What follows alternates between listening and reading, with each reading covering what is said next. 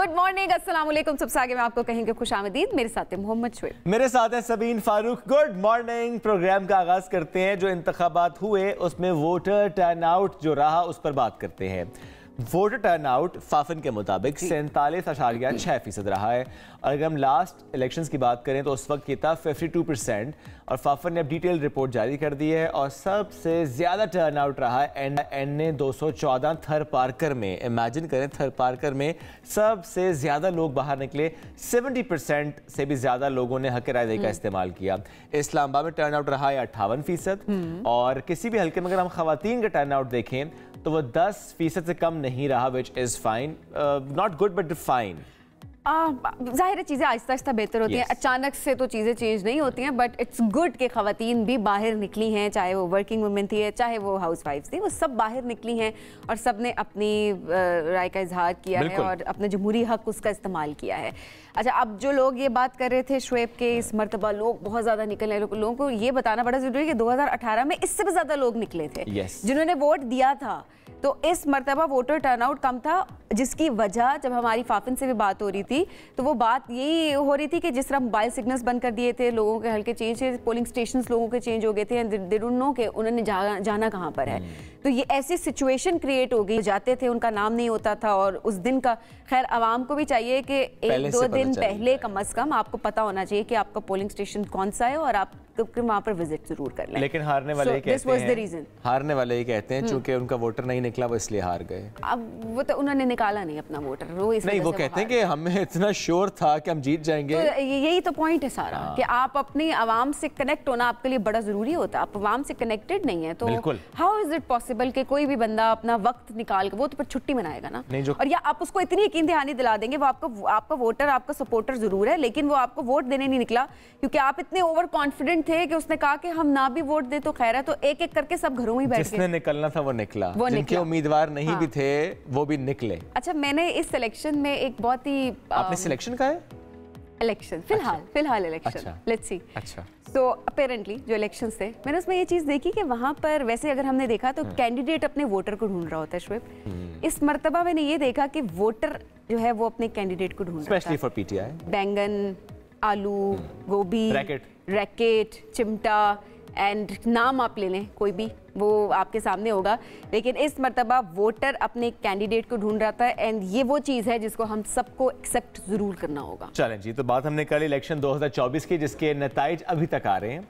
बिलखुसूस अगर हम इस्लामाबाद की बात करें, इस्लामाबाद के 3 हल्के जिनको चैलेंज किया गया था उनके नताइज को और फैसला महफूज हुआ। आज वो फैसला सुनाया जाना है। लेट्स सी इस्लामाबाद के 3 हल्कों से मुतालिक क्या फैसला सामने आता है। बढ़ते हैं आगे और बात करते हैं पाकिस्तान के मौसम की।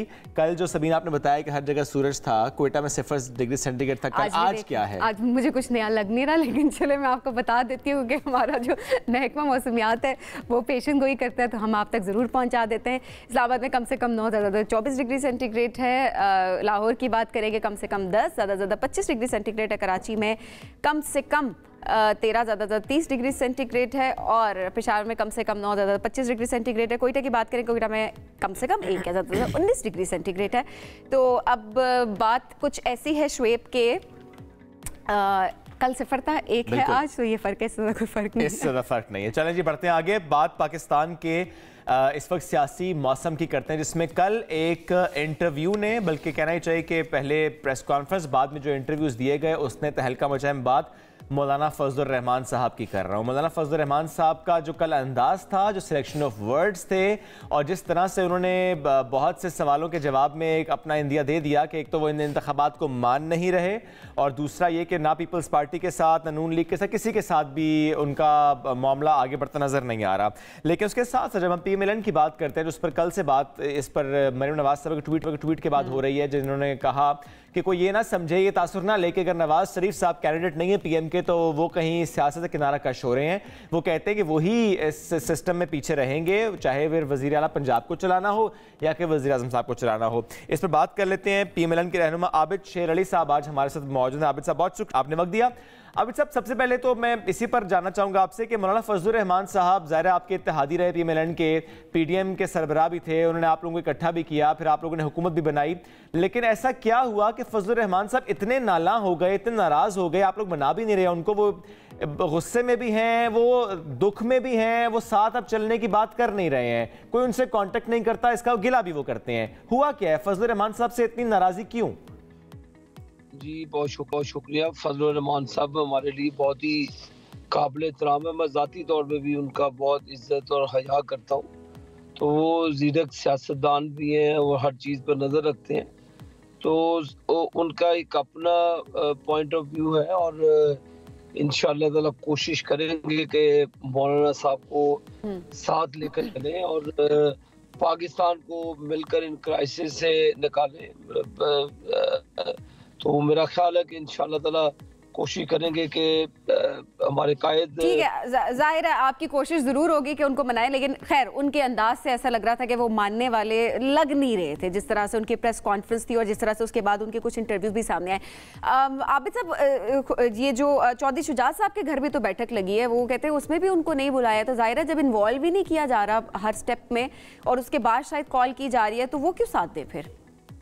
नहीं, मेरा ख्याल ऐसी बात नहीं है कि उनको बुलवाया गया था और उनके कुछ तहफ़्फ़ुज़ात हैं, तो इंशाअल्लाह ताला उन तहफ़्फ़ुज़ात को एड्रेस करने की कोशिश करेंगे, क्योंकि इस वक्त जो मुल्क के मसाइल हैं और जो अभी भी एनर्जी की प्राइसेस ऊपर जाने को है, IMF की जो यार्ड स्टिक है वो हमारे हलक को आई हुई है और पाकिस्तान का इस वक्त दिवालिया हुआ है और ये वक्त लड़ने का नहीं है। अभी ड्राइविंग सीट पर ABCD कोई भी बैठ जाए, पाकिस्तान के तो मसाइल उसी तरह ही है।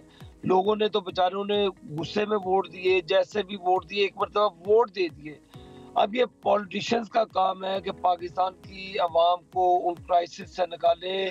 तो PMLN ने तो ये नारा बुलंद किया था कि पाकिस्तान को नवाज दो, और वो तो कहते थे कि नवाज शरीफ इन तमाम मसाइल का हल लेकर आएंगे। अब नवाज शरीफ तो उम्मीदवार ही नहीं है, अब तो शहबाज शरीफ साहब हैं। तो जो वोटर ने वोट दिया था वो तो नवाज शरीफ साहब के लिए दिया था, क्योंकि शहबाज शरीफ की जो 16 माह की कारकर्दगी थी वो तो आपने देख भी लिया कि लोग किस तरह से गुस्से का इजहार कर रहे हैं। एग्जैक्टली। देखिए, शहबाज शरीफ साहब की कारकर्दगी पर क्वेश्चन मार्क नहीं होना चाहिए। उनकी कारकर्दगी पंजाब में भी आपके सामने है। शहबाज शरीफ साहब ने कोई जो मुल्क के हालात इमरान खान करके गया उसको तो आप डिस्कस नहीं करते कि 3.5 साल में वो दूध की नहरें, वो शहद की नहरें चला गया, पाकिस्तान के अंदर बेड़ा गर्क कर गया। लेकिन मैं आपको फिर कह रहा हूँ कि बैकलॉग से निकलने के लिए तमाम पॉलिटिकल फोर्सेस को, तमाम हमारे अदारों को एक टेबल पे बैठकर 3-4 साल अपनी लड़ाई को दफन करके पाकिस्तान को आगे लेकर चले। इस वक्त आप भी मीडिया हाउसेस को पाकिस्तान की बात करनी चाहिए। मैं आबिद शेरली की जाती लड़ाई आपसे हो सकती है, किसी ABCD हो सकती है, वो गरीब लोग जो इस वक्त हम सब की तरफ देख रहे हैं, ये ज्वाइंट रिस्पॉन्सिबिलिटी बनती है तमाम। अगर आपने पॉलिटिकल पॉइंट स्कोरिंग ही करनी है तो फिर उन लोगों से आपको वोट नहीं मांगना चाहिए जो आपको वोट देकर इलेक्ट किया। अब इलेक्ट उन्होंने कर लिया, अब हमारे लोगों की जिम्मेदारी है बजाय के पॉलिटिकल पॉइंट स्कोरिंग करने के, पॉलिटिकली एक दूसरे को नीचा दिखाने के। ये अहम बात है। लेकिन आबिद शेरली साहब, क्या इस वक्त भी PMLN ये कहती है कि वोट को इज्जत दो? ये वोट को इज्जत तभी मिलेगी जब लोग खुशहाल होंगे। जब लोगों की खुशहाली नहीं होगी, लोगों के घर में आटा नहीं है, चीनी नहीं है, बिजली के बिल देने के लिए पैसे नहीं है। नहीं, लेकिन तो देखिए ना आबिद साहब, अगर PMLN ये नारा बुलंद करती है कि वोट को इज्जत दो, आबिद साहब अगर PMLN यही राय रखती है कि वोट को इज्जत दो, तो ऐसे में जिन वोटर्स ने उन इंडिपेंडेंट कैंडिडेट्स को वोट दिया है, वो किसी पार्टी के नाम पर दिया हो, किसी शख्स के नाम पर दिया हो, उस वोट को इज्जत तो मिलनी चाहिए ना भाईजान। उनके भी जो 27 सीटें ऐसी हैं जो PTI की बैकिंग से नहीं गई, उनकी अपना ही एक क्राइटेरिया। आप तो सारे इंडिपेंडेंट को उसी क्राइटेरिया में लिए जाते हैं। हमने कहा चलो आप मिलकर आपके टीवी पे कह रहा हूँ उनको कि जी गवर्नमेंट फॉर्म कर लें, हमने कर दी गवर्नमेंट फॉर्म। विक्ट्री स्पीच आप करते हैं, विक्ट्री स्पीच तो आप लोगों ने की ना सर।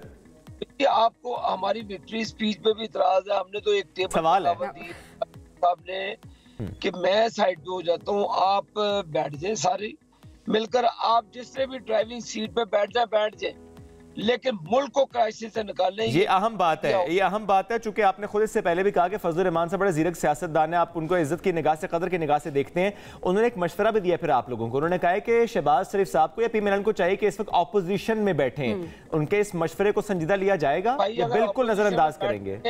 फर्ज किया, उनकी बात मान लेते हैं, कौन ड्राइविंग सीट पे बैठेगा? आप बैठेंगे? मुल्क तो चलाना ना किसी ने, पाकिस्तान तो है ना हम सबका, कौन चलाएगा? 90 सीटों से गवर्नमेंट फॉर्म होती है, 172 लोग चाहिए, क्या कहां से लेकर आएंगे 172 लोग? सर वो आप भी तो नहीं ला पा रहे ना।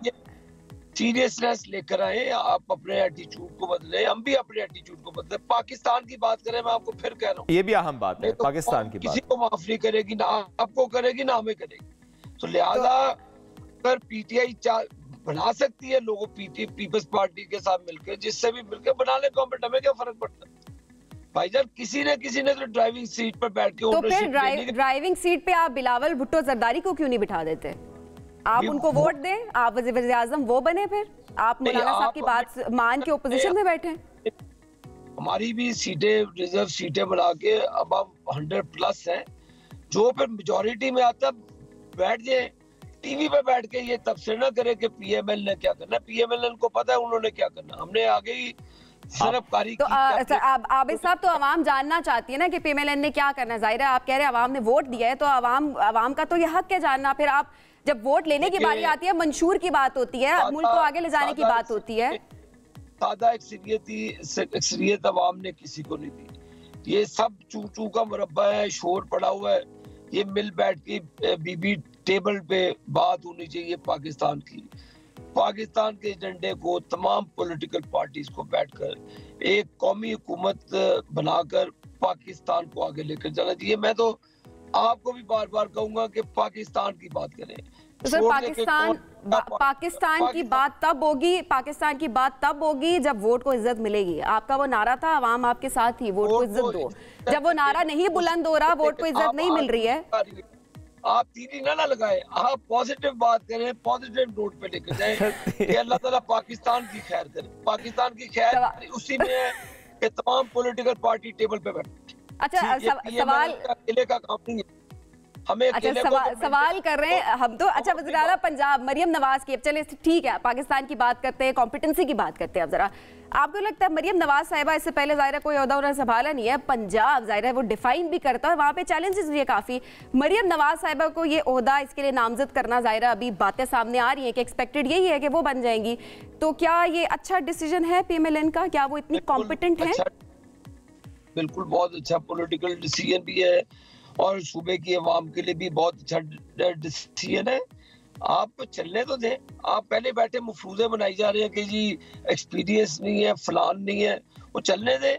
जब आपको नजर आएगा हमारी परफॉर्मेंस, आप ये मेरी बात नोट करें, मैं आपसे 6 महीने के बाद इसी तरह गुफ्तगू करूंगा।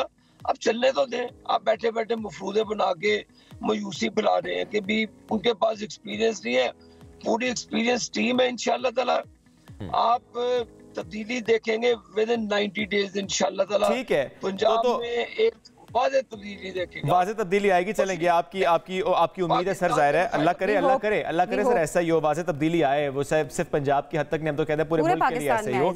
अब ऐसे में चूंकि हमजा शहबाज जाहिर है वो रहे पहले सीएम और अभी बिल्कुल नजरअंदाज उन्हें किया जा रहा है, वो खामोश भी है, नजर भी नहीं आते, क्या वाकई ऐसा ही है कि नजरअंदाज किया जा रहा है उनको?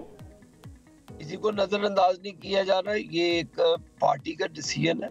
अच्छा, हमजा शहबाज शरीफ साहब भी हमारे लिए उसी तरह ही है जिस तरह मरियम बीबी है, लेकिन पार्टी ने जिसको मौका दिया, जिस जगह पे मौका दिया, इंशाअल्लाह ताला पाकिस्तान को सल्यूट डिलीवर करे। ठीक, और नवाज शरीफ साहब क्या वजह सर, क्यों जब नारा ये था पाकिस्तान को नवाज दो, हेडलाइंस तक आप लोगों ने छपवा दी एज एन एडवर्टाइजमेंट न्यूज़पेपर्स में इलेक्शन से भी पहले? हमें वोट नहीं दिया, आपने टीवी पे बैठे आपने हमें वोट नहीं दिया तो बताया कि आपने नून लीग को वोट दिया। हम क्यों बताएंगे, तो हमारा जाती फैसला है कि आपने किसको वोट दिया है। आपने किसको वोट दिया, ये मैं क्यों बताऊं आपको मैंने वोट किसको दिया? ये तो जाती डिसीजन है। फिर आपको क्यों बताऊं? आपने वोट लिया है, मैं आपको क्यों बताऊं? सर मीडिया तो सवाल करेंगे, जवाब दे तो आप हैं। आप इतनी करेज रखे ना, आप मुझे कहे कि हमने नून लीग को वोट नहीं दिया। सर मैं कहता हूँ मैंने नून लीग को वोट नहीं दिया। तो फिर ठीक है ना, नहीं दिया, मैं आपकी रिस्पेक्ट करता हूँ, मैं सलूट करता हूँ आपको, लेकिन आप सवाल का जवाब दे दें।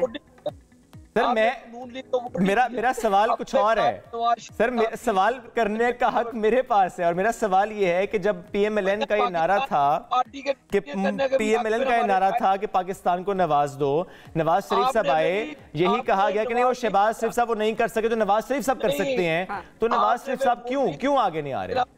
अमली है कि हम पाकिस्तान को नवाज शरीफ की क़यादत में कैसे निकालते हैं। नवाज दिया पाकिस्तान ने, अल्लाह ने नवाज शरीफ दिया है, हम नवाज शरीफ की क़यादत में पाकिस्तान को निकालेंगे। नवाज शरीफ की क़यादत में? बिल्कुल उनकी क़यादत में, शहबाज शरीफ भी उनकी क़यादत में, मरियम नवाज भी उनकी, यानी वो पीछे बैठकर सबको संभालेंगे, हम पाकिस्तान को निकालेंगे क्राइसिस से इंशाअल्लाह। और वो नवाज शरीफ साहब इधर ही बैठकर ये करेंगे या कि फिर लंदन चले जाएंगे? आपने जाना है तो भाई आप भी चले जाइएगा। नहीं आपने ये आप क्या चाहते हैं? देखें एक लीडर की रिस्पेक्ट होती है। हम तो चाहते हैं आबिद साहब जो पाकिस्तान की सियासत में अमली किरदार अदा करते हैं वो पाकिस्तान में रहे, हम तो ये चाहते हैं। आपको नजर आएगा अमली किरदार अदा करते हुए नवाज शरीफ, आपको हर जगह पे हर चीज में नजर आएगा इंशाल्लाह। अच्छा चले आबिद साहब, आपका गुस्सा भी जायज है, गुस्सा नहीं। अच्छा गुस्सा नहीं है, मैं एक्सरसाइज करने जा रहा हूँ, मैं बड़े लाइटर मूड में बात कर रहा हूँ। लाइटर मूड में है सर, फिर मैं भी लाइटर मूड में सवाल कर लेता हूँ। What went wrong in Faisalabad?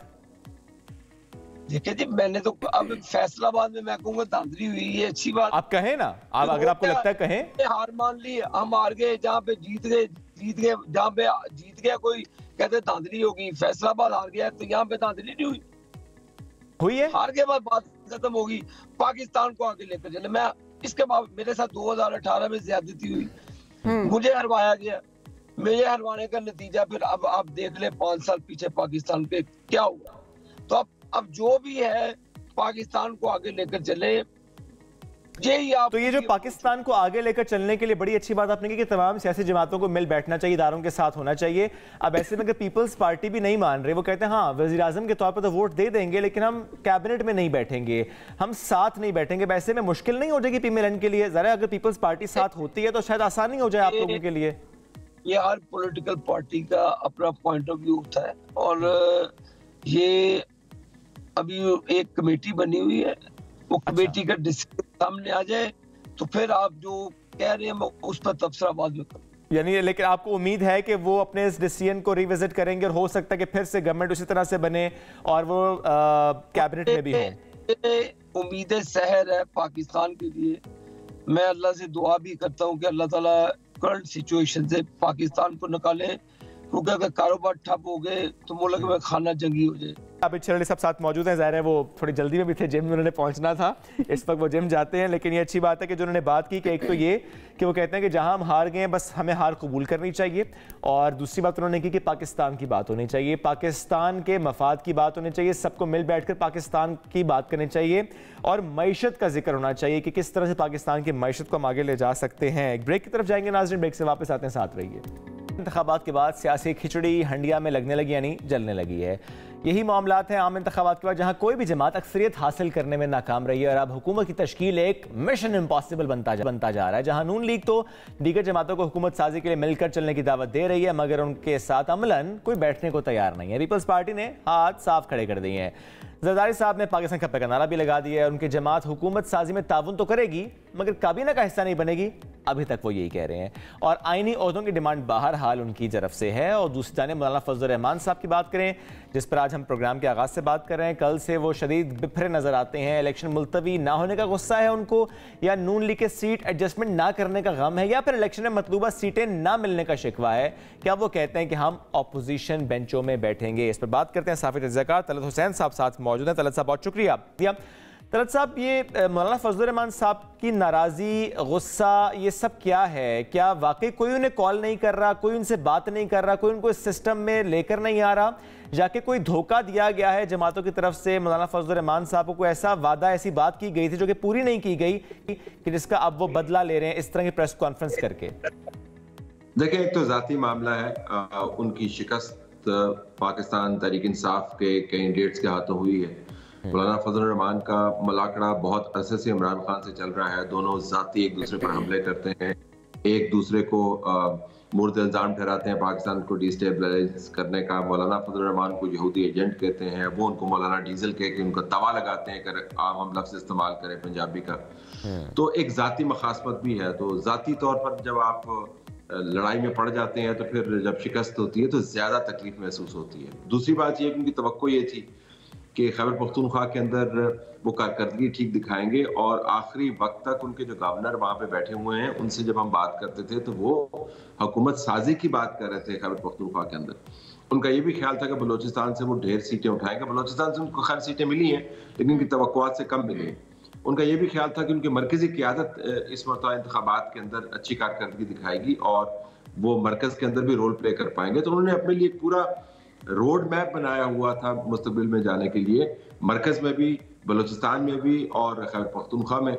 अब वो रोड मैप जो है शैटर हो गया है, तो ज़ाहिर को बहुत गुस्सा है। और जब आपके पास नंबर्स नहीं है, आप हुकूमत साजी का हिस्सा नहीं है, तो फिर ऑटोमेटिकली पार्लियामेंट्री सिस्टम के अंदर जहाँ पे मेजॉरिटी रूल करती है, आप साइडलाइन होता हुआ महसूस करते हैं। तो 3-4 फैक्टर्स हैं जिसकी वजह से वो गुस्से में। अच्छा, तो तलत साहब, अब आप मामलात किस तरफ जाते हुए देख रहे हैं? आप नून लीग के पर्सपेक्टिव से देखो, क्या वाकई रिजल्ट्स उनके लिए अनएक्सपेक्टेड थे? ये चीज़ वो एक्सपेक्ट नहीं कर रहे थे कि ये हो जाएगा? मौलाना फजल रहमान ने कल नवाज शरीफ के लिए लाडले का लफ्ज़ इस्तेमाल किया। मैं भी आपकी ट्रांसमिशन भी देख रहा था, कफायतुल्लाह साहब ने भी यही लफ्ज़ बार बार दोहराया और कहा कि नवाज शरीफ लाडला है। अगर आप नवाज शरीफ की तारीख देखें तो उसके अंदर कोई लाडलेपन की आपको इस्टेब्लिशमेंट की तरफ से सिफ्त नज़र आती नहीं। अगर उनके आप कैरियर का पहला हिस्सा छोड़ दें, और सबके सियासी कैरियर्स का पहला हिस्सा में छोड़ना ही पड़ेगा, जुल्फ़िकार अली भुट्टो का भी कैरियर का पहला हिस्सा छोड़ना पड़ेगा, इमरान खान का भी कैरियर का पहला हिस्सा छोड़ना पड़ेगा, नवाज शरीफ का भी। उस वक्त से लेकर अभी तक देखें तो वो 3 मरतबा, इमरान खान को तो 1 मरतबा कहते हैं निकाला गया, नवाज शरीफ को 3 मरतबा निकाला गया। अगर वो डाडले होते तो 2018 की तरह के नताइज उनके हक में आते, जब तमाम रिजल्ट ट्रांसफर करने का सिस्टम बिठा दिया गया था और इमरान खान को इत्तेहादियों के साथ जोड़कर एक सिंपल और कंफर्टेबल मेजॉरिटी दी गई थी, और साथ ही उनको बहुत एहसान करते हुए कौम के सर पर उनको चलाया गया था। पार्लियामेंट के अंदर उनकी मेजॉरिटी पूरी करनी हो, बिल के लिए उनको अक्सरियत लेकर करनी हो। लाडले ऐसे होते हैं। अगर नवाज शरीफ लाडले होते ना तो इस वक्त नवाज शरीफ के तमाम बंदे जीत कर मरकज में कंफर्टेबल मेजॉरिटी बना पाते। तो मेरे ख्याल में जो लाडलापन नवाज शरीफ का है उसके अंदर बहुत ज्यादा खामियां हैं इस एक्विजिशन में। लेकिन मौलाना इस वजह से कह रहे हैं कि नवाज शरीफ को अपनी तरफ लाकर वो चाह ये रहे हैं कि मरकज के अंदर हुकूमत साजी में किसी ना किसी तरीके से रोल प्ले कर पाए। नवाज शरीफ खुद बहुत खुश नहीं है नताइज से। नवाज शरीफ की अपनी सीट के ऊपर एक सवालिया निशान है। मानसेरा का आपने जिक्र किया, मानसेरा को उन्होंने चैलेंज किया हुआ है, वो इनकी पक्की तगड़ी सीट हुआ करती थी। लाहौर में उनकी सीट के बारे में सवालिया निशान है। तो नवाज शरीफ खुश नहीं है। मरकज के अंदर बहरहाल हुकूमत वो बना पाएंगे। पंजाब उनके पास मौजूद है, कंफर्टेबल मेजॉरिटी है, 180 के करीब उनके पास लोग मौजूद हैं। सो इन अ वे नवाज शरीफ के अलावा पार्टी में सभी खुश हैं। तो अच्छा, तलत साहब ये नहीं, नवाज शरीफ साहब के अलावा बाकी सब खुश हैं कि ये बात जरा समझाएं तलत साहब। देखिए ये हुकूमत अब हुकूमत उनकी बन जाएगी ना, PMLN और पीपल्स पार्टी हुकूमत बन जाएगी।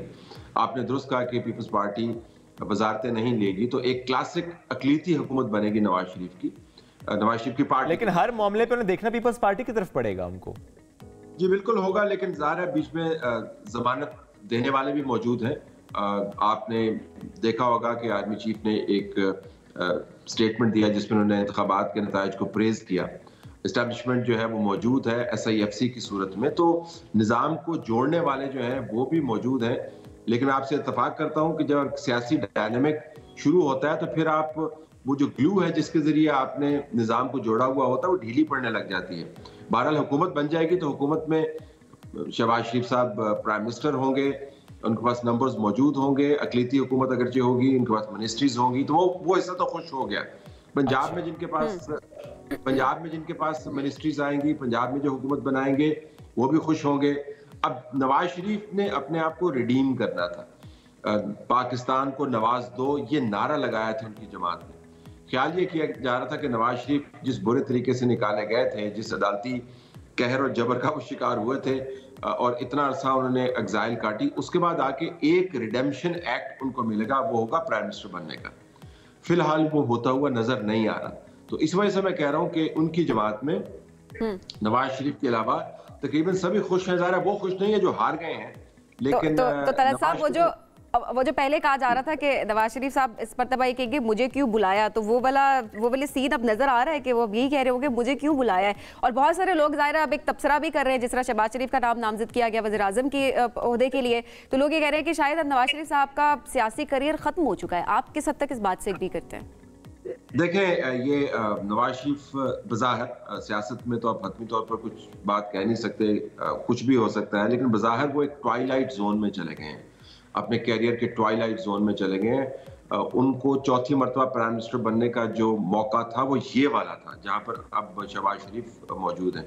इसके बाद इंतखाबात कब होते हैं, वो ज़ाती तौर पर उसमें कितनी दिलचस्पी रखते हैं। देखें, जो लीडरान का हमारे ज़हन में तस्वर है ना, वो लीडरान वो नहीं रहते जब वो उम्र के इस हिस्से में दाखिल हो जाते हैं। नवाज शरीफ ने 5 एग्जाइल में गुजारे हैं, उनकी हेल्थ कंडीशन प्रिकेरियस अगर नहीं है तो जाहिर है अनसर्टन है, वो हैवी मेडिकेशन पर हैं, उन्होंने अपनी ज़िंदगी का साथी खो दिया, अपनी बेगम से उनकी बहुत मोहब्बत थी, वो जिन हालात में उन्होंने खोया, वो कॉन्स्टेंटली एक ग्रीविंग एक्स हस्बैंड है, विडोअर है।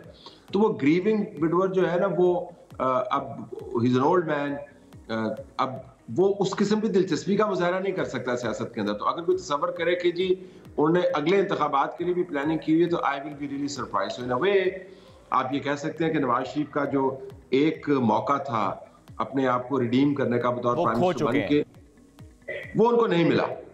खोया नहीं, मिला ही नहीं।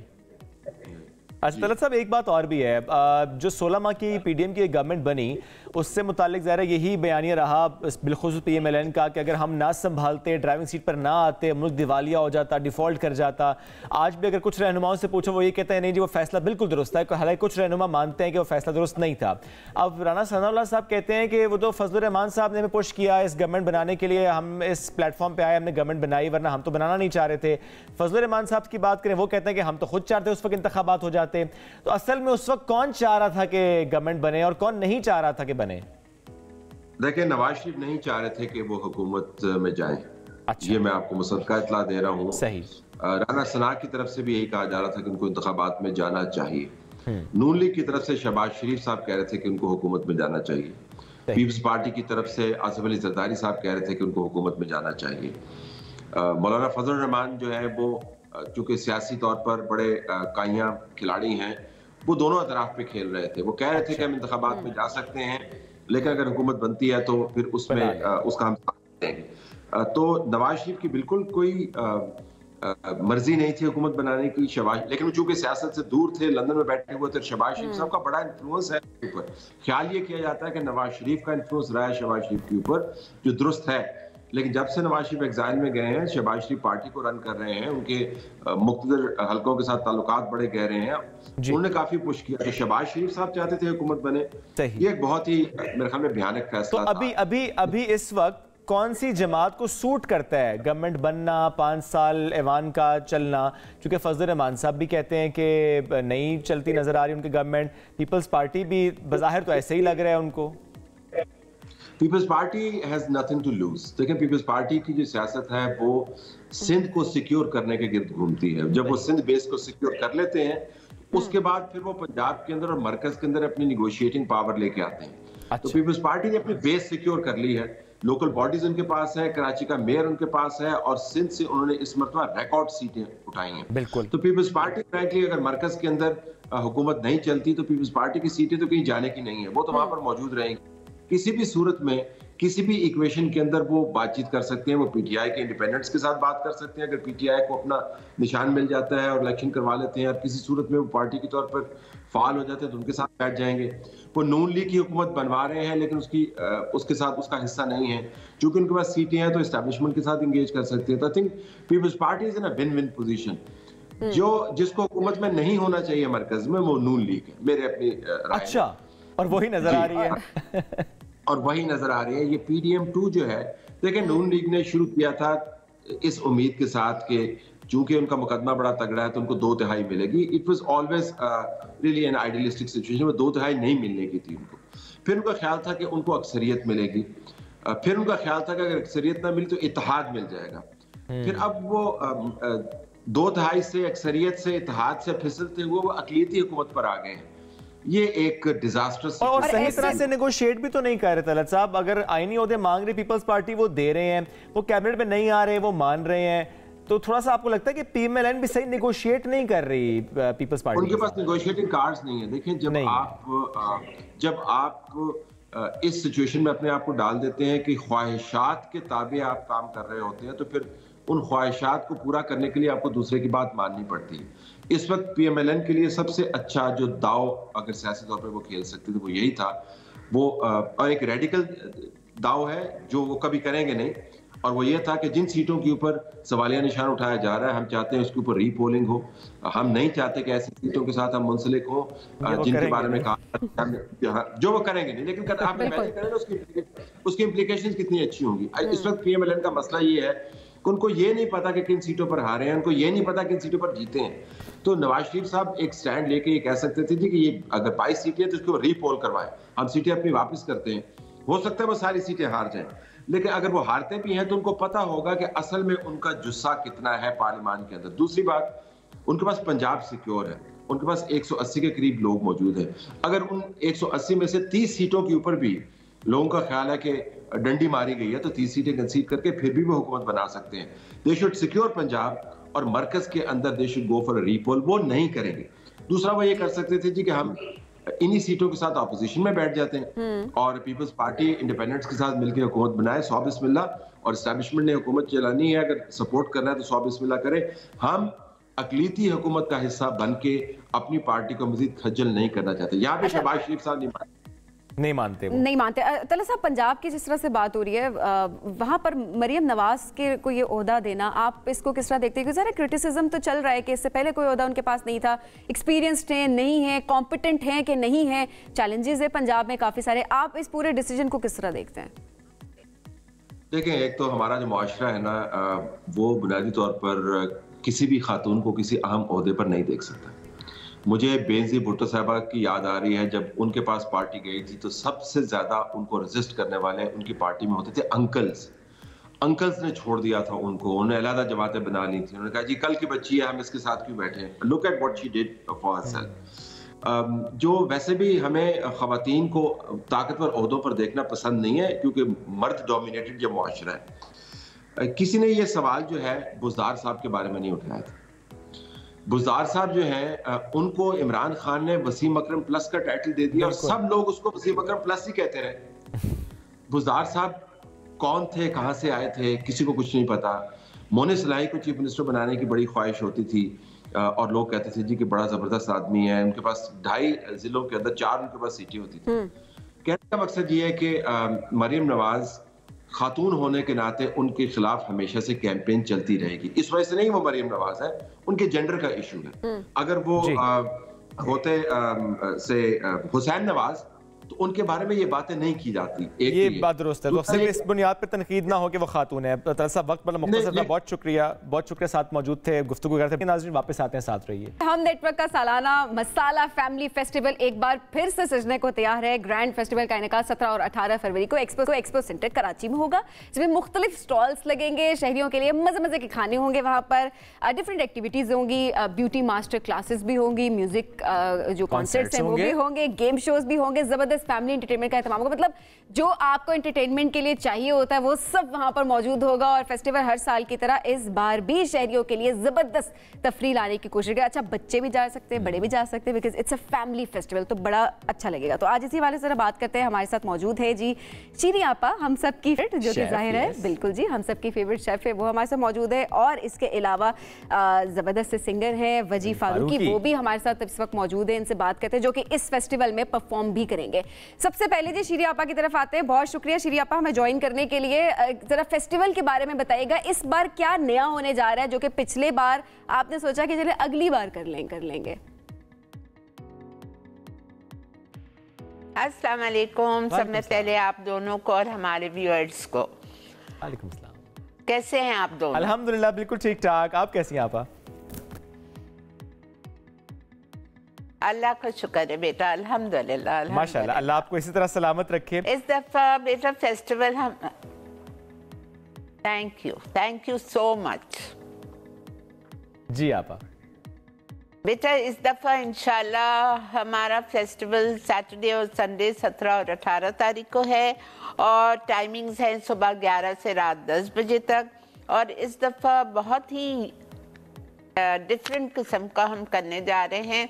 और ये हमारा मसाला से ताल्लुक़ है वो हॉल 2 में और हॉल 4 में होगा, बिकॉज़ लोग हमारे लिए बहुत मिलने आते हैं, हमें ग्रीट करने आते हैं, जो हमसे प्यार करते हैं। तो इंशाल्लाह ताला हम हॉल 2 में होंगे और मेरा जो कुकिंग का टाइम होगा वो दोपहर 2 बजे होगा। उसके बाद कुकिंग करने के बाद फिर मैं उन लोगों से मीट एंड ग्रीट करूँगी। आप पिक्चर्स ले सकते हैं, हमसे गले मिल सकते हैं, you will be very close to us and of course आप ऑटोग्राफ्स ले सकते हैं। हमारी बुक्स वहाँ पे होंगी, आप बुक्स खरीद सकते हैं। बहुत सारे गेम शोज होंगे। और इसके अलावा जो आप पूछ रहे हैं, इस दफ़ा हमने बहुत डिफरेंट और यूनिक जो चीज़ रखी है मसाला फैमिली फेस्टिवल में, वो मेकअप क्लासेस हैं। मेकअप क्लासेस हैं, यानी लोग आके जी मेकअप क्लासेस हैं। और हमारे बहुत सारी जो हमारी स्पेशलिस्ट है मेकअप की, उनसे मेकअप सीख सकते हैं। जैसे नादिया खान होंगी वहाँ पे और नादिया हुसैन होंगी और भी होंगे काफ़ी सारे। उनके साथ आप लाइव मेकअप सीख सकते हैं, इवन ब्राइडल मेकअप सीख सकते हैं। वाह, ये तो बड़ी अच्छी अपॉर्चुनिटी है उन लोगों के लिए। और इसमें जो मेकअप के अलावा जो क्लासेस हो रही हैं, मास्टर शेफ क्लासेस के, ज़ाहिर है ये बड़ा अहम होता है कि बजाय इसके कि आप किसी वीडियो पे देखें कि कैसे शेफ बना रहे हैं, आप लाइव जाकर उनसे सीख सकते हैं, टिप्स ले सकते हैं। बहुत इंपॉर्टेंट है। इसके साथ हम नाज़रीन के अनाउंस भी करते हैं कि इस वक्त आप हमें कॉल भी कर सकते हैं, आप शीरीन आपा से बात करने के लिए भी, वजी से बात करने के लिए भी। और हमारे पास कुछ बड़े आसान से सवाल होंगे इस मसाला फेस्टिवल से मुताल्लिक, और सही जवाब देने वाले को मिलेगा गिफ्ट हैम्पर। तो आप हमें कॉल कीजिए, हम करेंगे आपसे सवाल। वजी मैं आपकी तरफ आऊँगा। बड़ा ही ज़बरदस्त ये इवेंट, और उसमें ज़रा म्यूज़िक का तड़का भी लगने वाला है। आप भी होंगे, बहुत से और सिंगर्स भी होंगे। वो खुदगर्ज बैंड की बात भी हम कर रहे हैं, हम आसिम अज़हर का जिक्र भी कर रहे हैं। तो मैं आपसे पहले पूछूंगा, आप खुद कितने एक्साइटेड हैं फॉर दिस इवेंट? अस्सलाम वालेकुम जी, क्या हाल है, कैसे हैं आप? अल्हम्दुलिल्लाह बिल्कुल ठीक ठाक। जी नहीं, बिल्कुल कोई भी कॉन्सर्ट होता है तो एक्साइटेड होते हैं और बहुत मज़ा आने वाला है, because it's a very big event and lot of people going to be there. तो बहुत ज़्यादा अच्छा रहेगा और बहुत मज़ा आएगा और म्यूज़िक का मेला लगेगा। क्या बात है। और क्या क्या सुनाएंगे वहाँ पे जो आपके फैंस आएंगे, जो वहाँ पे इतनी आवाम इकट्ठी होगी इस इवेंट पे? और बहुत सारे उनको हमारे जो है वो गाने पसंद हैं। रूपोश बड़ा पसंद है हमारा। मैंने इंडियन फिल्म का गाना किया था लम्हा तेरा मेरा, वो बड़े लोग सुनते हैं। भुला दो है मेरा, तो बड़ी लंबी लाइन पे ओरिजिनल गानों की। सो बिल्कुल जो है उनको सुनाएंगे। आपने खुद भुला दो कह दिया, वरना कि हमने सोच रखा था कि आपसे इसकी रिक्वेस्ट करना है। तो मेरा ख्याल है इस पे जरा हो जाए। भुला दो आप भी इंजॉय करती हैं, हम सब मिलकर इंजॉय करते हैं। बिल्कुल।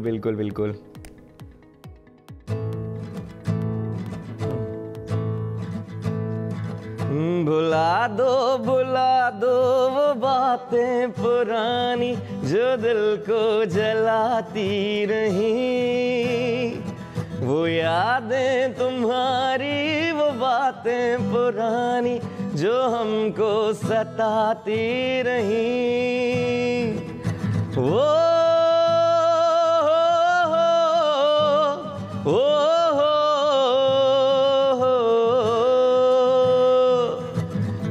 कैसी सुबह थी, खुशियों का था सफर, सब यार संग थे, कोई थी ना फिकर। दुख आया सुख खोया, गम बन गया हम सफर।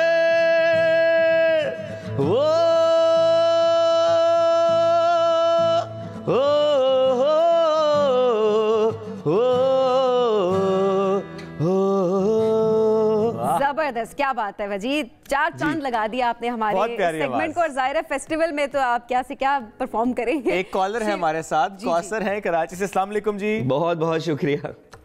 अस्सलाम वालेकुम। वालेकुम सलाम, कैसी हैं आप?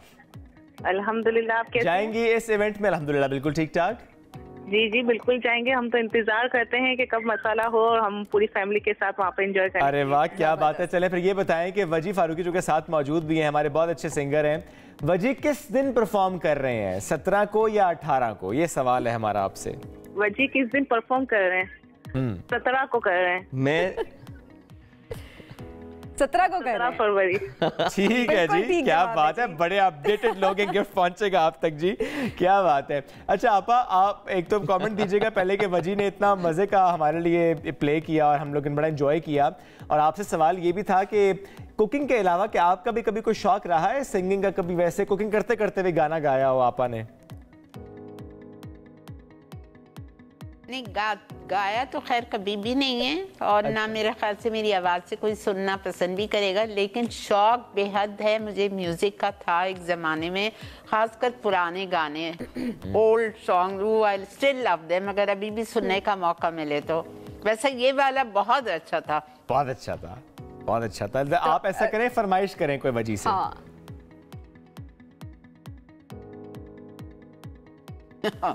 अभी तो इस वक्त तो क्या फरमाइश करूं मैं? कोई गाना, पाकिस्तानी पुराना गाना सुना दें। पुराना गाना सुनाएं जी। अब आपके ऊपर है, आपके ऊपर है जी। हाँ, पाकिस्तानी पुराना गाना। जी जी। अच्छा जी, तो मैं कोशिश कर सकता हूँ। करें कोशिश। मेरे ख्यालों पे छाई है एक सूरत मतवाली सी, नाजुक सी शर्मीली सी, मासूम सी भोली बाली सी, रहती है वो दूर कहीं, अता पता मालूम नहीं। कोको कोरीना, कोको कोरीना, कोको कोरीना, कोको कोरीना। जी आपा कैसा लगा? बड़ा हमने तो एंजॉय किया। एक्सीलेंट, वाह। अच्छा आप very nice, very nice. Festival की अगर बात करें आपा, तो आपका फेवरेट सेगमेंट कौन सा होता है? कौन सी ऐसी एक्टिविटी है जो कि आपकी पर्सनली बड़ी फेवरेट होती है कुकिंग के अलावा? जरा कुकिंग तो है फेवरेट।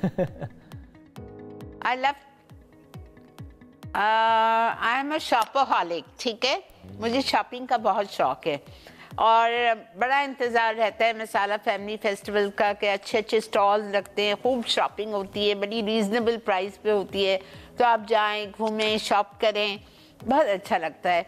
और फिर उसके बाद में ऑफ कोर्स इनके कॉन्सर्ट बहुत अच्छे होते हैं, आराम से बंदा बैठ के सुन सकता है, यू रियली इंजॉय, और टाइमिंग्स भी इतने अच्छे हैं कि आप आराम से।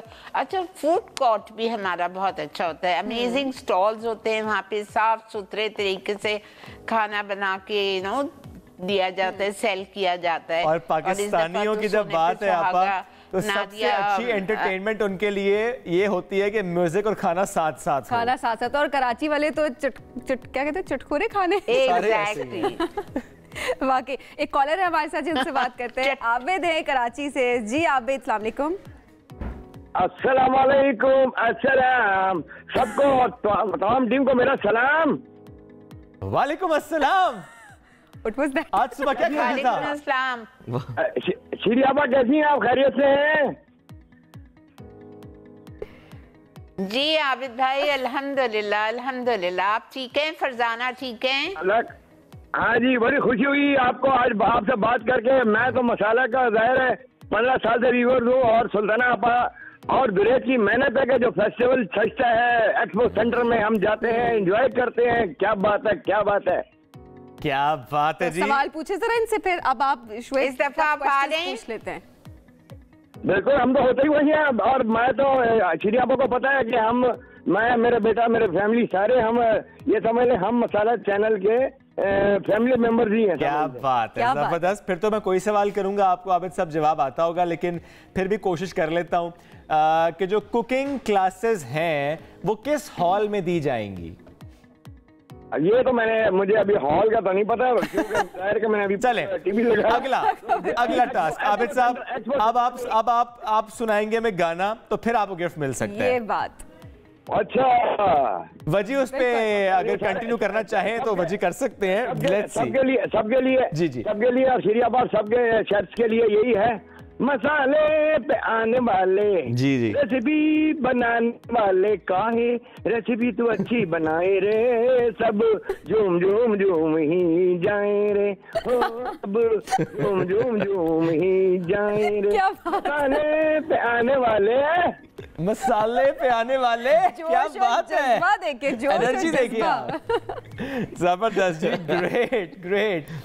वजी हम क्लोजिंग की तरफ जाएंगे इस सेगमेंट की, फिर रिक्वेस्ट करेंगे कुछ सुनाइए ताकि उस पे साथ ही हमें सेगमेंट क्लोज करें। बाकी सुनने के लिए तो सारे आएंगे एक्सपो सेंटर 17 और 18 तारीख को हम मसाला फैमिली फेस्टिवल जी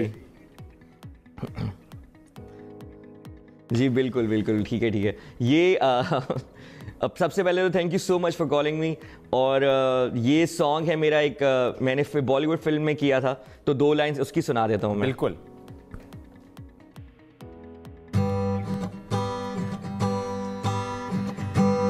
तुम और हम जो साथ है, खुशनुमा एहसास है, सब कुछ नया क्यों इस तरह लगने लगा, क्या है ये, क्या ये प्यार है, हमको हुआ ये पहली बार है, ये लम्हा तेरा मेरा, ये लम्हा तेरा मेरा। वाह क्या बात है वजी, बहुत शुक्रिया, साथ मौजूद थे, वाकई 4 चांद लगा दी आज आपने हमारे शो में आकर, और आपा का आना हमेशा हमारे लिए बाइस फख्र होता है। शुक्रिया, बहुत शुक्रिया आप दोनों का। आपा सलामत रहिए और इंशाल्लाह बहुत से लोग पहुंचेंगे आप लोगों से मिलने के लिए। जी प्लीज आपा कहिए।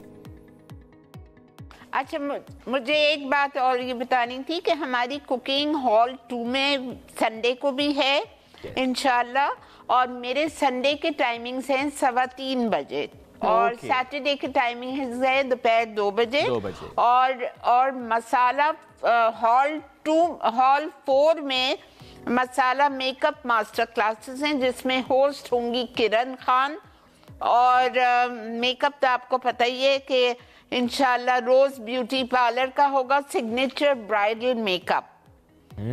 तो सीख पाएंगे वहां पर जो उस क्लासेस में जाएंगे इन डिफरेंट हॉल्स में। वाह क्या बात है, बहुत शुक्रिया आपका साथ मौजूद थे वजी फारूकी, बहुत शुक्रिया साथ मौजूद थे।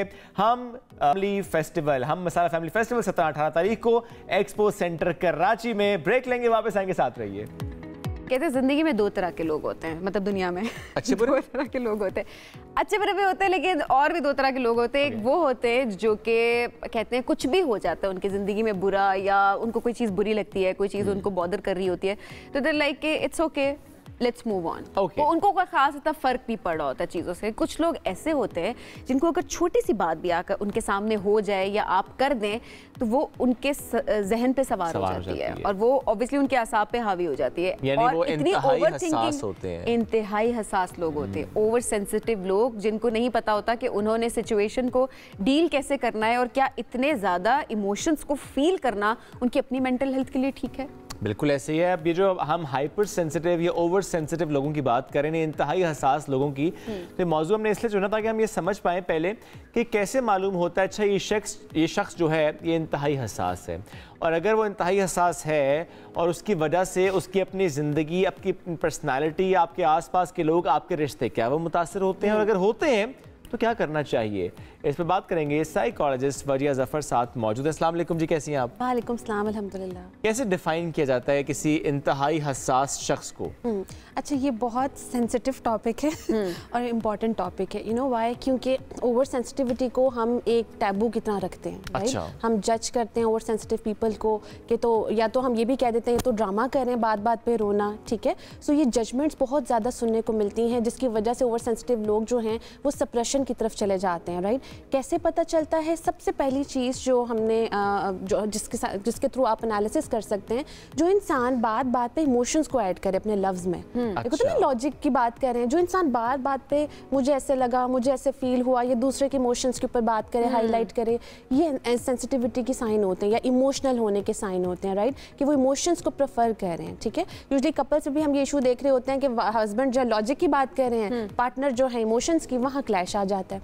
सो ये सबसे पहले आइडेंटिफिकेशन का सबसे बड़ा सिंबल है। इसके अलावा ओवरऑल जब देखें कि जो ओवर सेंसिटिव लोग होते हैं, ज़रा सा कोई स्ट्रेस आता है इमोशनल बेसिस पे, I am not talking about कि जिसमें लॉजिक्स हैं या प्लानिंग है, इमोशंस की बेसिस पे फैमिली में कोई इशू हो गया, बच्चे का कोई इशू हो गया, तो ओवरवेल्म्ड हो जाते हैं, ठीक है? परेशानी चेहरे पे आना शुरू हो जाती है, मिस हैंडलिंग इनकी शुरू हो जाती है, राइट? फिर रोना, चिड़चिड़ापन, फ्रस्ट्रेशन, एंगर भी ओवर सेंसिटिविटी का साइन है। यूजुअली हम कहते हैं कि एंगर जो है हम उसको भी टैबू करते हैं। अच्छा, कोई शख्स गुस्सा करता है तो इसका मतलब वो ओवर सेंसिटिव है? एग्जैक्टली, क्योंकि अपने इमोशंस को हैंडल नहीं कर पा रहा ना।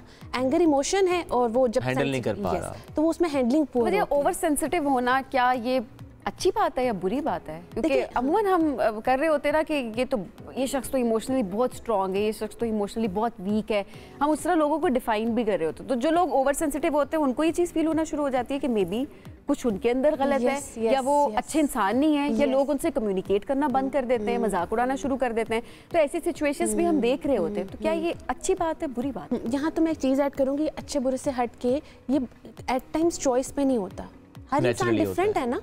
हम कहें कोई लॉजिकल है, हम कहें अब ये लॉजिकल है तो हम इस पर टैबू लगा दें, तो अच्छा बुरे तो वो चीज़ होती है जो बाय चॉइस हो। हाँ, हैंडलिंग अच्छी बुरे की बात कर सकते हैं, महसूस करना अच्छे बुरे में नहीं आएगा। महसूस करना तो आपकी वो है कि आपकी पर्सनैलिटी, आपकी नेचर है, आप नेचर के ऊपर क्वेश्चन नहीं कर सकते। फिर आप नेचर कैसे बनती है, इसमें रीजंस भी आते हैं कि जेनेटिक्स हैं या फिर पर्सनैलिटी का अपना ट्रेट है, ये इन्वायरमेंट ऐसा, ये चाइल्डहुड ऐसा हुआ है, किस तरह का चाइल्डहुड ट्रॉमास देखे हैं, ये सब चीज़ें इमोशनल करती हैं। अच्छा वजह हम यहाँ पर रिएक्शन की बात नहीं कर रही मैं अभी फिलहाल के रिएक्शन चलें, वो तो सही है कि आपको कैसे मैनेज करना चाहिए, किसी दूसरे को आप उसका इम्पैक्ट ना हो, ये चीज़ें अपनी जगह पे होती हैं।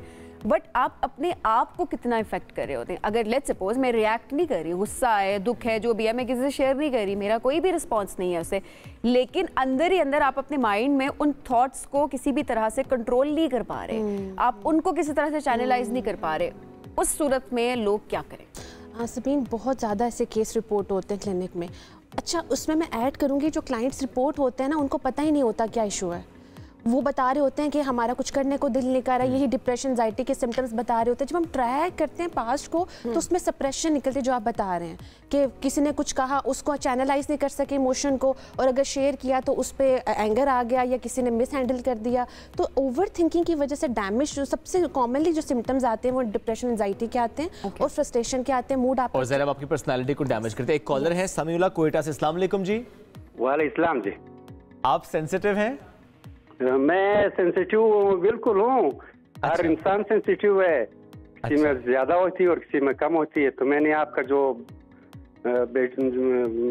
प्रोग्राम में जो आप मेहमान है उससे ये पूछना था कि एक जो है ना बच्चा है, उसकी एज कम से कम 10 साल के करीब है, तो वो इस तरह कोई चीज अपने ऊपर ले लेता है तो फिर वो बीमार भी हो जाता है, और यानी वो बहुत सोचता है किसी मामले पर और बीमार हो जाता है। जी जी जी, बीमार हो जाता है और उस पे असरात जो है ना उसके चेहरे से भी नजर आते हैं। तो इस बारे में जो है, ठीक है वजी, आप बताइएगा जी, 10 साल का बच्चा अगर कोई चीज़ ऐसी है आसपास जिसको बहुत सोच रहा है, उसकी हेल्थ मुतासर हो जाती है। अब इसमें देखिए, ये सेंसिटिविटी, बच्चा बहुत छोटा है ना, इसलिए वो ओवर सेंसिटिविटी डायरेक्ट उसकी फिजिकल सोमैटिक सिम्टम्स पे जाती है। और यहाँ मैं ऐड करना चाहूँगी, मेरे पास सबसे ज़्यादा इन 7-8 सालों के इस करियर में मुझे सबसे ज़्यादा जो मुश्किल केसेस लगे हैं ना, वो EQ लेवल पे सेंसिटिविटी के हैं। अच्छा। जो इतने ख़राब हो जाते हैं, स्कूलिंग छोड़ देते हैं, हाई अचीवर्स होते हैं, परफेक्शनिस्ट होते हैं, लेकिन इमोशंस को हैंडल ना करने की वजह से सिम्टम्स आते हैं, राइट। अब इस कॉल पे आएंगे कि इसमें होता है कि इस तरह के बच्चों को इमोशनली कम्युनिकेशन, राइट, इनके इमोशंस की कम्युनिकेशन ज़्यादा कराते हैं। पेरेंट्स को चाहिए वो बच्चे से उनके इमोशंस पे ज़्यादा से ज़्यादा बात करें, ताकि वो जो ओवरवेलमिंग इमोशंस है ना, उनको बचपन से ही रेगुलेट करने की आदत हो, राइट। वो बचपन से ही हम पेरेंट्स बच्चे को ना, हम कह देते हैं कि क्या बच्चा, 7 साल के बच्चे को भी कहते हैं क्या बच्चों वाले काम कर रहे हो, क्या रो रहे हो, या क्या इस बात पे अपसेट हो रहे हो, राइट। हम ये देखते हैं वजह बच्चों की जो कि बात चलने के लिए, किसी बच्चे को आपने थोड़ी ऊंची आवाज़ में कुछ कहा तो he was okay and fine, chill था, लेकिन वही अंदाज किसी दूसरे बच्चे पे जब आपने किया तो वो बहुत सहम गया, डर गया, रोना शुरू हो गया, बहुत देर तक उसमें रहा वो। अब हालांकि आपका रिस्पॉन्स एक जैसा था लेकिन दोनों बच्चों पे इसका इम्पैक्ट डिफरेंट था। अब जो सेकंड केस है जिस बच्चे को जो डर गया है, सहम गया है, कैसे ठीक करें उसको? इसमें ना पहले उसके डर की जड़ पकड़ना जरूरी है और वो जड़ उसी बच्चे से मिलेगी। यूजुअली पेरेंट्स खुद ही अज्यूम करने लग जाते हैं और उस अजम्पशन में ना बच्चे को और कंफ्यूज करते हैं। बच्चे को बहुत सारे ऑप्शंस दे देते हैं, ये तो नहीं हुआ, ये तो नहीं हुआ, ये तो नहीं हुआ, तो बच्चा बिल्कुल लॉस्ट हो जाता है। उस बच्चे को अपने वर्ड्स में एक्सप्लेन करने दें कि उसको इशू क्या चल रहा है। और हाइपर सेंसिटिव या ओवर सेंसिटिव जो लोग होते हैं ना, अगर आपका पार्टनर ओवर सेंसिटिव है, आपके बच्चा ओवर सेंसिटिव है या आपके घर में आपके पेरेंट्स ओवर सेंसिटिव है, मैं हमेशा चीज़ हाईलाइट करती हूँ कि उन पर नजर रखें, उनके इमोशंस को जज नहीं करें और उनके इमोशंस का फ्लो रखें थ्रू कम्युनिकेशन। और अगर वो कुछ बोल रहे हैं तो उनको बोलने दें, राइट। यूजुअली हम फ्लो नहीं बनने देते। किस तरह से ओवर थिंकिंग को कंट्रोल की जाए?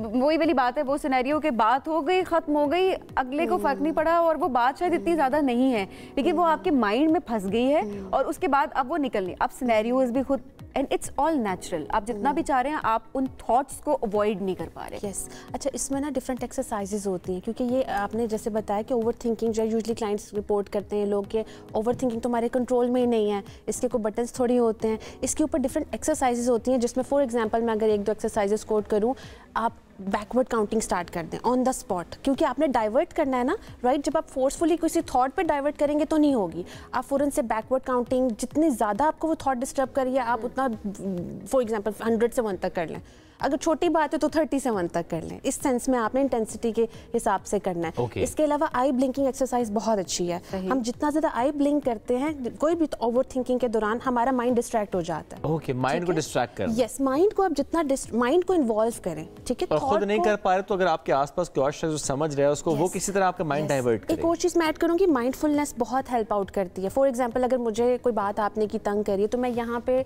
ऑब्जेक्ट्स को ऑब्जर्व करने लग जाऊँ, कलर्स को ऑब्जर्व करने लग जाऊँ, अपना माइंड माइंडफुल कर दें आप, ठीक है। एनवायरनमेंट पे लें। यूजुअली हम एनवायरनमेंट से डिस्कनेक्ट हो जाते हैं, हम सिनेरियोज पे चले जाते हैं, तो उन्हीं सिनेरियोज को आप जैसे किसी ऑब्जेक्ट से रिलेट कर देंगे, राइट, अपने माइंड को डाइवर्ट कर देंगे तो ऑटोमेटिकली आपके इमोशंस काम डाउन होंगे। इसीलिए कहते हैं कि मजहब में भी है कि आप अपनी स्टेट को चेंज करें। यस, खड़े हैं तो बैठ जाएं, पानी पी लें, बहुत सी फिजिकल स्टेट माइंडफुलनेस है ना। एक कॉलर है हमारे साथ सियालकोट से, सिकंदर। अस्सलाम वालेकुम जी। अस्सलाम वालेकुम। वालेकुम सलाम। आप सेंसिटिव हैं? जी, बहुत ज़्यादा सेंसिटिव हूँ और इसके बाद ये मामला है कि मैं किसी को भी सुनता हूँ, किसी से बात करता हूँ, किसी से मुलाकात करता हूँ तो उसके लहजे की मुझे बड़ी जल्दी से समझ आ जाती है। उसके बाद मैं उसको, उस शख्स को जितना भी चाहूँ, मुझे नहीं पता कि उसका फर्स्ट इम्प्रेशन क्या है क्या नहीं, लेकिन ये होता है कि मुझे उसका इम्प्रेशन जो फर्स्ट मिलता है ना, उससे मैं तकरीबन सारा दिन परेशान रहता हूँ, सारी रात तक परेशान रहता हूँ। और मैम ये अभी कह रही थी कि आप उठ जाएं तो आपको टेंशन है तो आप बैठ जाएं, बैठे हैं तो खड़े हो जाएं।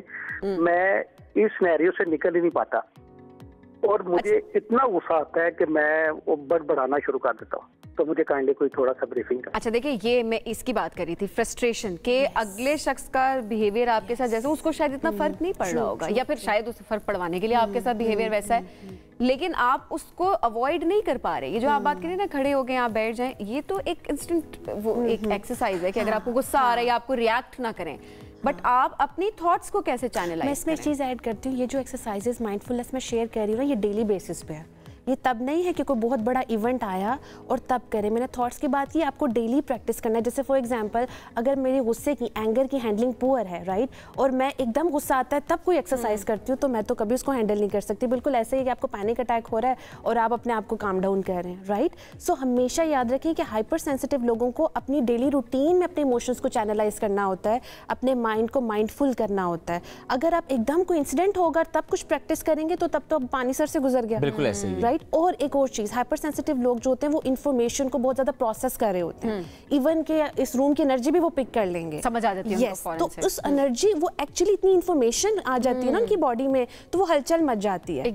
इसके लिए आपको इस तरह की एक्सरसाइजेज, एनएलपी में ऐड करूंगी, एनएलपी की बहुत जबरदस्त एक्सरसाइजेज हैं, आप सेशंस भी लें, आप नेट पे बुक्स डाउनलोड करें, उसमें बड़ी मजे की आप फौरन से समझ जाएंगे, सीख जाएंगे कैसे अपने उस स्टेट से निकलना है। एक कॉलर है महरीन है। अस्सलाम वालेकुम जी। वालेकुम अस्सलाम। क्या कहना चाहेंगी? जी, मैंने अपने बेटे के बारे में पूछना है। He is 6.6 years old okay ठीक है, वो हाइपर एक्टिव है और अगर वो किसी की फाइट देखता है या ऊंची आवाज सुनता है तो आके फिर हिट करना शुरू कर देता है, पिंच करना शुरू कर देता है। ठीक है, हाइपर एक्टिव है। पूछना था क्या इस तरह के बच्चों के सामने उस तरह की चीज, फॉर एग्जांपल अगर ड्रामा लगा हुआ है तो ड्रामा में क्या बंद कर दूं या फिर उसको कंटिन्यू रखूं ताकि वो उसका यूज टू हो, इसके बारे में मुझे मशवरा चाहिए। ठीक है, एक और कॉलर है आलिया है। अस्सलाम वालेकुम जी, क्या पूछना चाहेंगी? जी आलिया, आप साथ मौजूद हैं? जी मैं मौजूद हूँ। आलिया, क्या पूछना चाहेंगी? जी मैं पूछना चाह रही हूँ कि मेरी बेटी है, अपना अच्छा सा उन्होंने स्टडीज कंप्लीट कर ली है, लेकिन मैं पूछना चाहूँगी कि मेरी बेटी बहुत ज़्यादा हसास है।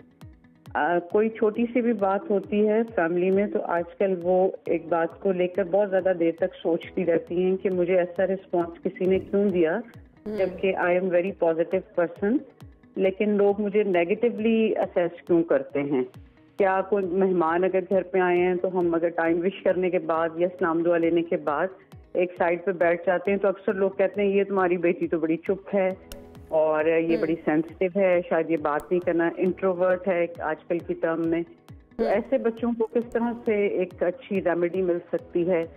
ठीक है, बिल्कुल सही, ये बड़ा इंपॉर्टेंट इशू है, बहुत से लोग इससे गुजर रहे होते हैं। पहले आप इन्हीं को रिस्पॉन्ड करें, फिर दूसरे कॉलर की तरफ से। देखिए ऑब्वियसली जब आप बच्चों को बहुत पुश करते हैं ना कि बैठना चाहिए या उसको कहते हैं कि इंट्रोवर्ट, लोग कहेंगे डेफिनेटली हम उस पर नहीं रिस्पॉन्ड कर सकते, बट अपने बच्चे को आप कैसे रिस्पॉन्ड करें ये मैटर करता है। आप लोगों के वर्ड्स को जब लाएंगे ना कि लोग इंट्रोवर्ट कह रहे हैं या ओवर सेंसिटिव कह रहे हैं तो आप ओ शेल स्ट्रॉन्ग कह रहे हैं।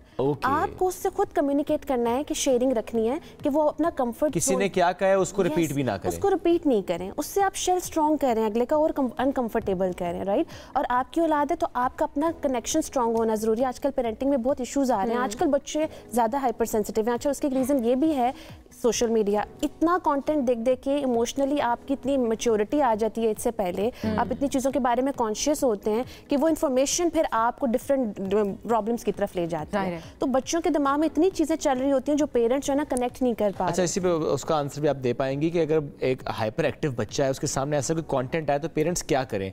कंटेंट हटाएं या उसको यूज टू होने दें? आप एज देखें ना, 6.6 उन्होंने बताई, कंटेंट ही रिमूव करना है, राइट। आप बच्चे के माइंड में जाके डिलीट बटन नहीं कर सकते, वो टाइम नहीं, एज नहीं है जिसमें आप उनको बिल्कुल वेस्ट अभी आपको उसका माइंड डाइवर्ट करने के लिए उस कंटेंट को हटाना पड़ेगा। और मदर्स को ड्रामास को प्रायोरिटाइज नहीं करना, टू बी वेरी ऑनेस्ट। बच्चा खेल रहा है अपना, फिर भी आप ड्रामा नहीं देख सकते।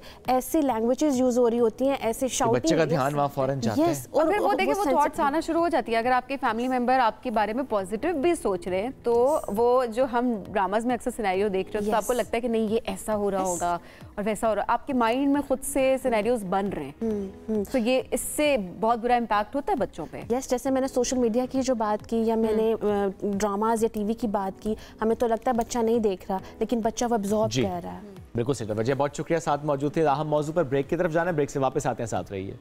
मेल चैंपियंस फॉर चेंज, इसकी बात आज फिर से करते हैं। कितना अहम है बहुत से और इदारों का इस कॉज के साथ जुड़ना और अपने अपने इदारों में अपने अपने तई ऐसे एफर्ट्स करना, ऐसी कोशिशें करना कि वाकई फिर इस सोसाइटी में एक चेंज क्रिएट हो सके, ख़वातीन के लिए माहौल साजगार हो सके, उनके लिए काम करना आसान हो सके, उनके लीडिंग रोल्स पर जाना भी आसान हो सके और उनके लिए सप्लाई चेन में भी रहना आसान रहे।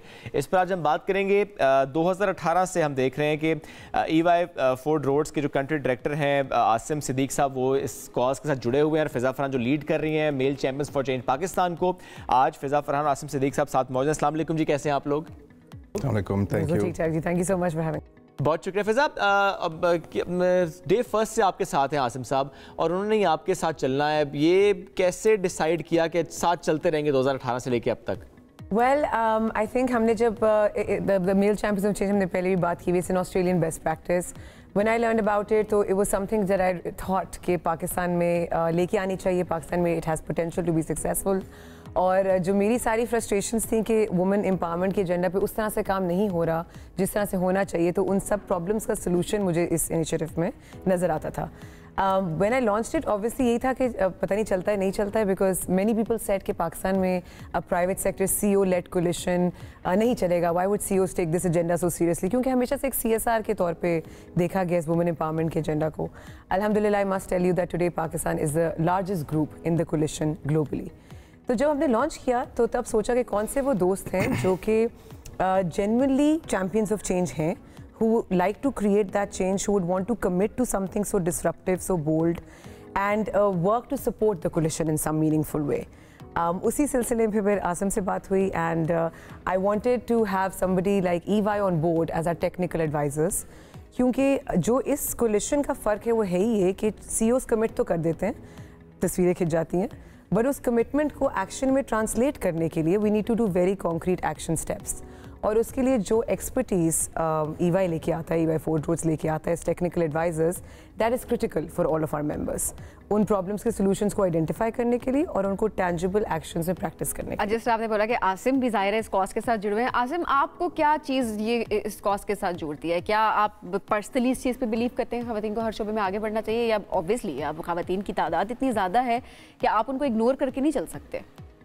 I think one is an output of the other. आपके मुल्क में इस वक्त इतना कम इन्वॉल्वमेंट है औरतों का in the work force compare to in the entire region कि हम बहुत पीछे रह गए। तो मेरे ख़्याल में हर फील्ड के अंदर औरतों का इक्वल पार्टिसिपेशन ज़रूरी है उस ऑर्गेनाइजेशन की और पूरे मुल्क की तरक्की के लिए।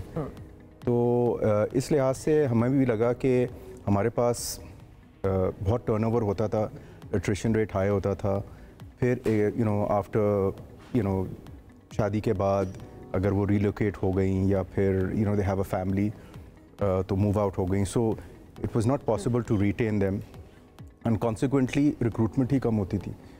तो number of initiatives were taken to change the mindsets, change the structure, change the policy so that you have more women in the workforce. And एक और ये भी अक्सर होता था कि जी ये चली जाएंगी तो फिर रखने का क्या फ़ायदा। ये भी तो होता है ना, रिक्रूटमेंट के टाइम पे ख़वातीन से शादी के बारे में, बच्चे के बारे में, फैमिली के बारे में पूछते हैं, और अगर मालूम हो कि अच्छा फैमिली है तो फिर नहीं रखते उनको इदारों में। इस सोच को चेंज करने के लिए बहुत कुछ करने की ज़रूरत है। इस सोच को चेंज करने के लिए एक तो इसीलिए ये जो कोलिशन है, मुझसे भी बहुत लोग पहले पूछते थे कि ये मेल चैम्पियंस ऑफ चेंज और मतलब जेंडर इक्वालिटी की बात करी और सिर्फ मर्द हजरात हैं, तो why don't you have women in the coalition? क्योंकि माइंडसेट मर्दों का चेंज करने की ज़रूरत है, ताकि वो जब एक औरत को इंटरव्यू करें, एज ए प्रोफेशनल इंटरव्यू करें, उसकी प्रोफेशनल कॉम्पिटेंस पे इंटरव्यू करें, वो आज जो कमिटमेंट दे रही है उस पर इंटरव्यू करें, ना कि जैसे आसिम ने कहा कि चला तो कोई भी जाता है, मतलब कोई बंदा भी जा सकता है, why you questioning, why you doubting. ये जो अपने दिमाग के अंदर अनकॉन्शियस बायस है, कॉन्शियस एंड अनकॉन्शियस बायस, उसको समझें और उसको चेंज करें, और वो तभी होगा जब men will step up themselves and say कि we are champions of change, और हाँ हमारे अंदर ये अनकॉन्शियस बायस है जिसको हमें ठीक करना है। दूसरा, आई थिंक कि इसका जो ओनस है ना वो ख़वातीन पे भी है, और being a woman I would also say that women also question themselves a lot कि क्या मैं ये कर पाऊंगी। कोई जॉब ऐड आएगा ना, मर्द कोई देखेगा फ़ौरन अप्लाई कर देगा, काबिल है नहीं है वो बात की बात है, वो अप्लाई कर देगा। औरत 10 बार सोचेगी चाहे जितनी भी काबिलियत हो, क्या मैं कर पाऊंगी, क्या ये मैनेज हो जाएगा, आवर्स कैसे होंगे, आना जाना कैसे होगा। The women also need to change this mind set. If you have to work then walk in there like an equal, like a professional, keep your gender, keep your age aside, hold your head held high and walk in there like a professional. So I think ये mindset change करने का time आ गया है मर्दों का भी। Mindset की अगर बात हो रही है तो माइंडसेट एक ये भी है कि मर्द ज़रूरत के तहत काम कर रहे होते हैं और ख़वातीन अगर शौक होता ज़ाहिर है वो इसलिए जॉब कर रही होती हैं। क्या ये भी एक बड़ा चैलेंज नहीं है हमारे माशरे के लिए?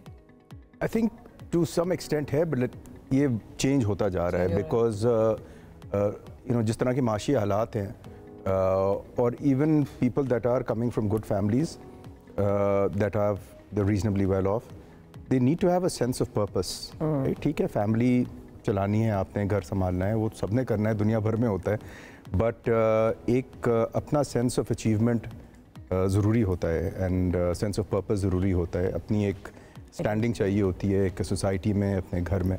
तो आई थिंक उसके लिए ज़रूरी है कि women come up and I think in various professions, जैसे मेडिसिन के अंदर हैं, आप स्कूलों में देखें सबसे बेहतरीन रिजल्ट लड़कियों के आ रहे होते हैं, and then where do they go, we always wonder where do they disappear.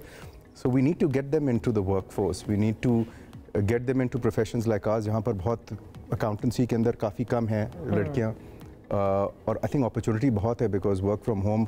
तो आसिम साहब, फिर आपने अपनी कंपनी में रहते हुए आपने क्या किया ख़वातीन के लिए? विजन क्या है इस मामले में आपका? देखिए विजन तो अल्टीमेटली होना चाहिए कि women should be in leadership positions within the organization because that really changes the whole organization as such. EY के अंदर अब जो ग्लोबल चेयरमैन है हमारी वो एक खातून है, तो that just shows the priority that has been given to this. हमने क्या इनिशिएटिव्स लिए, पहले तो हमने स्टॉक लिया कि भाई हम कहाँ खड़े हुए हैं compared to the peer group that we had. So there was a lot of collation of data to see where everybody stood so that how far are we behind, are we at medium, what stage we are at, हमारी policies वगैरह क्या हैं और क्या किया जा सकता है for greater inclusion. तो the measures हमने जो कुछ लिए, कुछ हमने ये किया कि recruitment level के ऊपर हमने लड़कियों को ज़्यादा लेना शुरू किया. इवन अगर कम ने अप्लाई किया हुआ है तो प्रोपोर्शनेटली हम उनको ज़्यादा से 40-50% के ऊपर एम करते हैं कि हायर करें. जो सीनियर लेवल पे लड़कियां हैं स्पेशली जिनकी शादी हो जाती है, उनको फ्लेक्सिबल अगर वर्किंग आवर्स चाहिए, हमने एक डे केयर सेटअप कर दिया छोटा सा. तो उसके अंदर बहुत सारी ख़वातीन जो शायद चली जाती वो नहीं काम छोड़ के गए, they could continue and there is a day care right next to where they work, so they feel comfortable bringing children in, or also even after their nursery. दोपहर को ले आएं बच्चों को. फिर हमने एक इनिशियल अलाउंस भी दी थी कि अगर घर के ऊपर आप एक मेड रखना चाहें तो उसके लिए एक एडिशनल अलाउंस आपको मिल जाती है. मैटरनिटी पॉलिसी, इन्वायरमेंट आपका अच्छा होना बड़ा ज़रूरी है. So talking to them all the time, finding out what the problems are, how can they progress further within the organisation. Harassment की सेक्सुअल हरासमेंट पॉलिसी को इंट्रोड्यूस करना, उसके बारे में बात करना और एक्शंस लेना जहाँ पर एक एनवायरनमेंट अगर कहीं पर ऐसा हो जाए जहाँ ये देखें, ये बड़ी एक ज़रूरी बात है कि किस तरह से ये एनवायरनमेंट क्रिएट किया जाए. और इसमें ये चीज़ भी मैं ऐड करना चाहूँगी, जिस तरह से सारी सिचुएशन आपने बताई है, इसी तरह से ऐसे नहीं लगता कि ये इकदामात हमारे प्राइवेट इदारे जिस तरह ले रहे हैं, अपना रोल प्ले कर रहे हैं, उसी तरह से गवर्नमेंट को भी अपना रोल प्ले करना चाहिए ताकि रियासती पॉलिसीज़ बनाई जा सकें. एब्सोल्युटली. सो एक तो पहले मैं आसिम के उस पॉइंट पे ऐड करूँगी what EY has been contributing I think to this coalition. एक तो मतलब obviously as male champions of change they are doing great work within the organisation. But हमने जब ये कोलिशन लॉन्च किया पाकिस्तान में तो ऑस्ट्रेलियन बेस्ट प्रैक्टिस के तहत जेंडर एक्शन प्लान्स पे काम होता था, best practices, knowledge sharing. It was a platform जहाँ पे क्रॉस पॉलिनेशन होती है, बेस्ट प्रैक्टिसेस और पार्टनरशिप्स इमर्ज होती हैं. बट वी रियलाइज इन पाकिस्तान थोड़ा सा लोकलाइज्ड करना चाहिए इस कोलिशन के कॉन्सेप्ट को, बिकॉज सिर्फ जेंडर एक्शन प्लान से काम नहीं चलेगा, क्योंकि ये सारे जो जेंडर बाइसेस हैं जैसे हमने पहले बात की, they are ingrained in our mind sets, in our attitudes, in our beliefs. बचपन से हमें चीज़ें सिखाई गई हैं कि औरत ने ये करना है, मर्द ने ये करना है, और हमने वो रोल प्लेइंग देखी हुई है और हम उसी के अंदर फंसे हुए हैं. So we need to do trainings regularly. हमें एम्प्लॉयज़ को बिठा के, मर्द और ख़वातीन, उनको ट्रेन करने की ज़रूरत है. एंड वेरी इंपॉर्टेंट इशूज़ जिन पे नॉर्मली बात नहीं होती, खुल के बात नहीं होती, सेक्शुअल हरासमेंट, डाइवर्सिटी इंक्लूजन में सारे एस्पेक्ट्स उनको डिटेल में समझाया जाए, उनको मास्टर ट्रेनर्स बनाया जाए. So EY then came up with that whole support for the coalition. और अब thanks to EY's team we have biannual हमारे training master training programmes run होते हैं for all our member organisations, ताकि हम इसको रूट कॉज से ही निप करें प्रॉब्लम को, लोगों के माइंडसेट्स को चेंज कर सकें. दूसरा जो आपने बात की for the policy making, I feel this is exactly where we are headed. Eventually obviously impact national level पे, फेडरल लेवल पे तभी आता है जब पॉलिसी फ्रेमवर्क के अंदर जेंडर सेंसिटाइजेशन हो या जेंडर लेंस अडेप्ट हो सके. So I feel going forward this coalition, because it's become so powerful with all the right leaders in it, we are looking to now go to that level where we can inform the government's policies, inform the upcoming laws of the government, and ensure कि वो gender sensitized हो, उनके अंदर gender responsive हो, in different ways. So I definitely feel eventually national level पे तो तभी change आएगा जब government की policies gender sensitized होंगी. But फिलहाल I feel this coalition is creating great inspiration and great role modeling for the private sector at large, which is a fantastic start. कोई चीज़ जो आप ऐड करना चाहते हैं आसिम साहब? नहीं, आई थिंक गवर्नमेंट में अगर आप देखें हमारे मुल्क में there is women that are coming into parliament, women that are coming into important roles, और various governments initiatives होते हैं. I think that needs to be encouraged and continue. And I think सबसे ज़्यादा ज़रूरी चीज़ है giving them a safe working environment. एक sense of safety मिले तो घर वाले भी कंफर्टेबल फील करेंगे औरतों को बाहर एक्सपोज करने के लिए, because they are obviously worried about their security.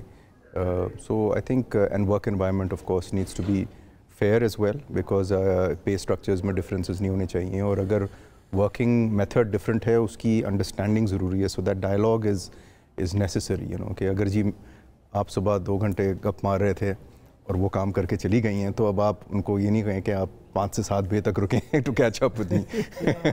Yeah, absolutely. And I think this all kind of goes to our coalition's philosophy and way of work. It's listening, learning, and leading. So we call it listen, learn, and lead. Ke like understand the expectations, the roles, and that's what the champion does. To understand the real challenges, the real issues, learn from best practices, and then lead by example. बहुत शुक्रिया. आसिम साहब साथ मौजूद थे, फिजा आप साथ मौजूद थे और हम इससे मुताल्लिक गुफ्तगू कर रहे थे. Thank you. Great. Thank you so much. इसी के साथ आज के प्रोग्राम से इतना ही. दोबारा मुलाकात कल करेंगे. अल्लाह हाफिज.